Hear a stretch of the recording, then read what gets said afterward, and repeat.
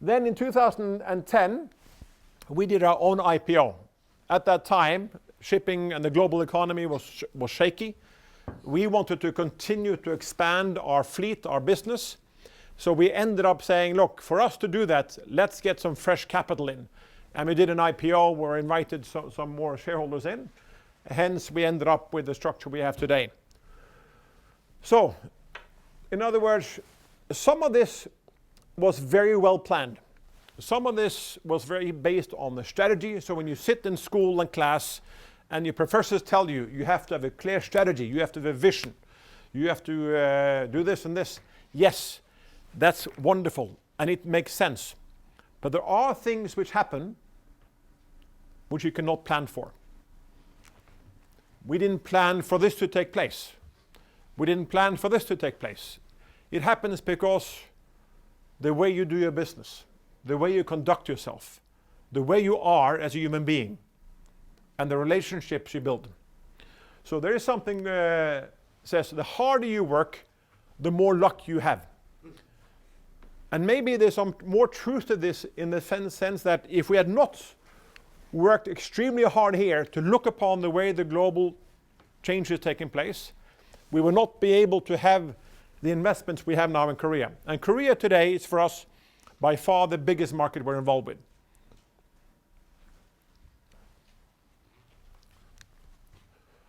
So this is basically going back to what I said. This is where I belong. And then I have a counterpart in Stockholm, Wallenius Lines. And these are the three entities which we own together. And as I said, we own 12.5% of Glovis. So now a little bit about what we do and how, and I'll show you two video clips here.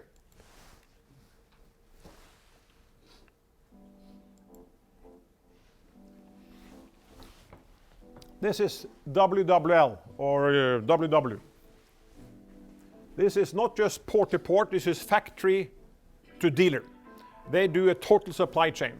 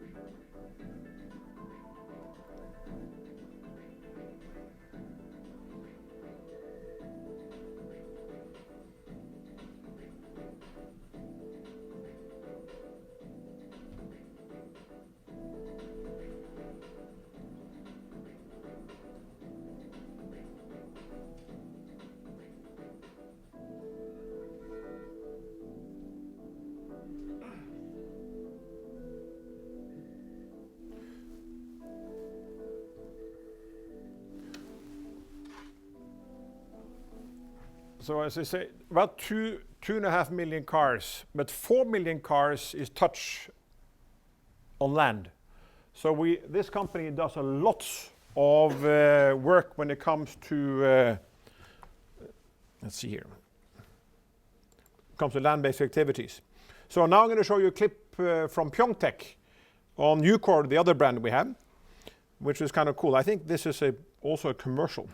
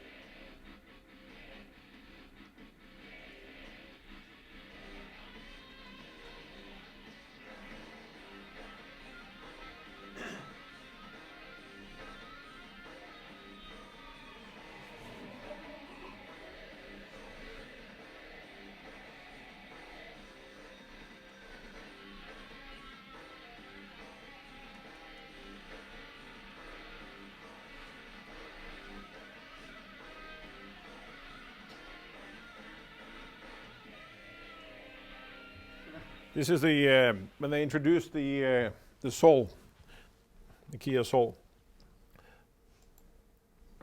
So if you look upon our customers today, apart from Hyundai and Kia, it's basically every manufacturer in the world. It's BMW, Mercedes, Toyota, Mitsubishi, Mazda, Nissan.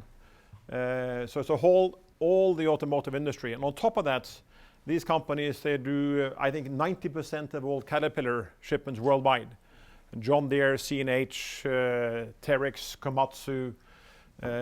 So it's really a global footprint. And if you take all the service patterns which Wallenius Wilhelmsen and Ucor have at sea and also on the land-based, you end up basically with a, if I can get,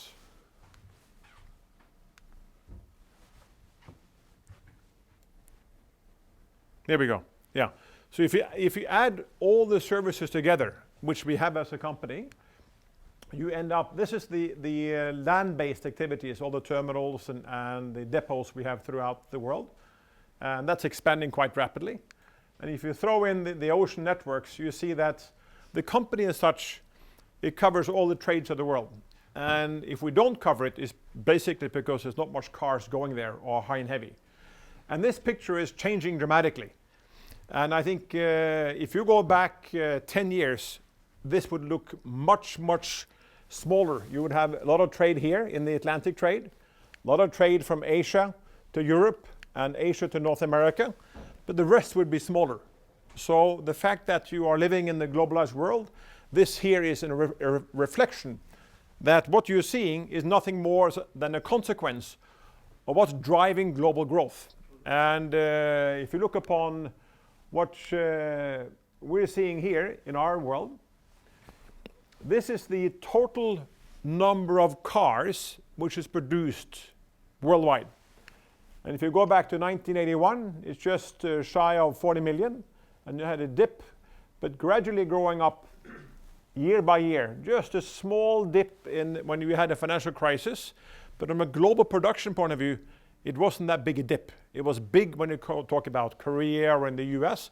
But globally, you didn't see that much of a drop. And today you have about 80 million cars worldwide. Now the dark blue bars is the number of cars produced which is shipped globally. In other words, deep sea shipping. And this here represents the percentage. So as you go through time, you see that the percentage of units which is shipped at sea versus just domestically produced is around, let's say, average between 14 and 15, 16%, around this area here. Some ups and downs. This is actually when Japan started to drop their exports from Japan, and this is before Korea really took off. So if you look upon here, Japan was exporting a lot of cars, then Korea started to come. So most of this growth here is because of growth in Hyundai and Kia exports worldwide, and also others, but primarily Hyundai and Kia. Again, let's look upon the exports, and you're in the midst of it now, but this is also changing. This is where cars were produced for exports since 1997. As you see, Japan accounted for by far the biggest chunk. And Korea, the red one, not that big. And then China, Thailand, and India combined. And as you see, Japan has been the biggest exporter from 1997, a huge surge in 2007, and then dropped down. This is when you had a bubble. And you saw that Korea, from a very low point, continued and didn't really drop down that much, slightly. Actually, during the crisis in 2009, Hyundai and Kia, they continued to sell more and more cars. I think they're the only ones which didn't have a fall in their global sales. And what's now interesting is that Japan is kind of going to be around 4 million cars, or 4 to 5 million in this area for the next few years. Korea is probably leveling off at the current level, maybe slightly down depending on what happens with the one. But you see China, Thailand, and India from nothing. So here you see the growth taking place. And still not up to the level which you have in Korea, but within a year or so, these three countries will export as much as Korea. And I think Japan, you will probably see that it'll level off where it is today. But the biggest growth over time will probably be China, because it's just low cost. And the Chinese, once they have fulfilled their own domestic needs, they will want to push out their own products and export. So this is a huge market. Today, if you look upon India, the biggest exporter from India, Hyundai. So I'm not saying the Chinese will be exporting Chinese cars. It could be that Hyundai or GM or Ford, they will export their brands. So you'll see that the global trade is changing very, very dramatically, which is good for us, because our vessels go everywhere. Give me an example. In 2004, 5, 6, 7, our vessels went full, chock-a-block full, and now you're talking 6,000, 7,000 units per vessel from Asia to Europe. We maybe had a sailing every third day. From Europe back to Asia, hardly anything. Maybe 50 BMWs to Hong Kong because of some rich guy, right? Then the crisis in Europe took place. Sales dropped, and what happened was that in China started to boom right around here when this dropped. So suddenly our vessels were full going out of Europe. Took everyone by surprise. The traffic manager, sales manager in BMW and Mercedes and Volkswagen, they said, look, we'll expect to sell 50,000 cars all over Asia next year in 2009. In January, they had sold 65,000 cars, and no one knew what was happening. This is when China really started to boom. So when the world was softening, China took up the slack. So today, the vessels are full both ways, and it has never happened before. And this shows, this is our liftings. This is basically on a group level, the thousands of cubic meters. And you see that in 2000, this is quarter by quarter. 2008, strong volumes dropped in the financial crisis, then gradually going up again. So we're up to all-time high now. But this here is the percentage of cargo we have been shipping into the traditional trading areas. Asia, Europe, Asia to North America, in the Atlantic, and down to Australia. So those were traditionally about 75% of what we did was into these what we call foundation trades, where world economic growth took place. That has dropped considerably. So now we're down just about 50%. So that means that Africa, South America, China, these emerging markets are playing a bigger and bigger role in our portfolio. And it's the same for all trade. That means that when you work in any company, the worldview you have should be much more global than it was during the early 80s and 90s. You should think about the world very differently. This is going to accelerate as we go next 10 years. What do we need to do as a company? It's all about survival. And this here picture shows you the average size of our fleet. You need to get your unit cost down. I don't care what you work with, if it's computers or if it's cars or whatever. This here, this is a number of vessels we had in 2008, and this is a number of vessels we have now. On top of that, we charter in quite a few vessels. The more important thing is this red line. In 2008, the average size of a vessel was around just below 5,000 units, for 5,000 cars on each vessel. Now, with the new building, you are seeing that in 2013, we're close to 6,300, and we'll approach 6,500 units per vessel. This will drive down your unit cost. One thing is the capital cost when you build a vessel. The number of port calls, canal costs, everything goes down. And if you don't do this, if you don't look upon the unit cost, you will die. You will not survive. So the focus for any organization obviously is to increase market share and increase rates and everything else. But ultimately, if you don't have the best toolbox, you will not be there in the future.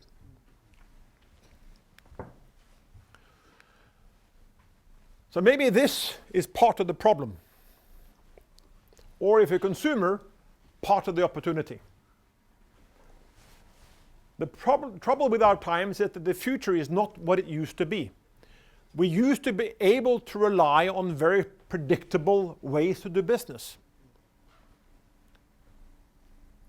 We read about them all the time. We read about the huge success stories. If it's GM or Ford or Citibank or Nokia, whatever. But these times are gone. Things are happening so fast in the global world. There's no guarantee that what you thought was successful will be successful in the future. Historically, we have been able to live, or many industries have been able to live due to high barriers to entry. I mentioned to you the US flag activity. You have to have US flag. Or you can have, in shipping, you have to have a critical mass, containers. You need to have a global network. Certain countries close their barriers or introduce high tariffs to prevent competition. Most countries had it. Korea had it definitely in the 70s and 80s. We didn't allow competition to come in. You had it in Japan, you have it in Norway, you have it in France, all over. But these barriers are disappearing. So what you thought was a nice, cozy way to operate is no longer that cozy. Much more open to competition. Also, many companies had what we call first mover advantage, where you're the first guy on the block to introduce a new product. Nokia was the first one really to come into the mobile phone units. Where is Nokia today? And you're not talking many years. You're talking very, very few years. McDonald's is another one. They used to be by far the biggest one. Now you have choices. So the fact that historically you've been able to enjoy a lot of advantage because you were the first guy on the block. Stable product paradigm. Cars, automotive cars, is a classical one. Most of us drive a car with a traditional combustible engine. Only recently are you talking about electric cars. Now, maybe then the producers will not be traditional car manufacturers. It'll be the guys who control technology linked to electricity, batteries. Maybe in the future it is not even the batteries, maybe it's hydrogen. It changes the type of what product the consumer wants dramatically. And this is happening very, very quickly. Historically, we've also in many industries had protection from regulators. Maybe because of like airline industry, they don't allow all airlines to come into Korea, nor to Norway. National airlines have preference. Suddenly these guys are becoming much more open and you have much more competition. So a lot of these protections, ways to conduct a business is not disappearing, but it's changing very rapidly. So if you thought you were doing something safe, something for the long haul, it may not be for the long haul anymore. So whatever industry and company you work for, the timeline from where you are today being a successful company to changing is going to be, I'm going to skip this. It's going to be shorter and shorter. So what we are seeing is a classical jumping the curve. I think you know these girls here. Hop. So now this is my jumping the curve. Traditionally, companies' life cycle is very predictable. And these professors can tell you all about this. Most companies, they have a great start off and they earn a lot of money and everything goes fine. And if they're not able to change, they ultimately go the other way. They ultimately end being profitable. They don't renew themselves. So the key is to be able to jump into a new life cycle, business life cycle. The challenge, though, is that time is disappearing. So what used to be 10 or 15 years is now maybe no more than 2 or 3 years. From a management point of view, and when you work in companies, whatever company you work for, the challenge will be when you are here, things are going great. How do you, as management, create the level or a sense of urgency that we have to jump? Otherwise, we have to jump, otherwise we die. How do you kind of make sure people understand that if we don't jump, we die? You're earning more money than ever, you're growing, everything is fine. So a lot of my time is really starting to forget this. This we just enjoy. But most of my time I try to create a sense of urgency, a need to change. And if you don't do that, if you wait until here, it becomes very often too late to change. So you have to change while times are good. And that's risky. And it's difficult to get people to understand why you want to change when the things are going so well. But this is about management philosophy. This is about values in the company. This is about company culture. So whatever company you work for afterwards, you either are part of this solution and saying, okay, we need to change, but if you don't get that, then you are part of the problem.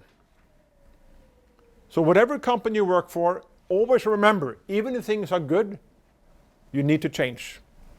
Personally, as well as from a company's perspective.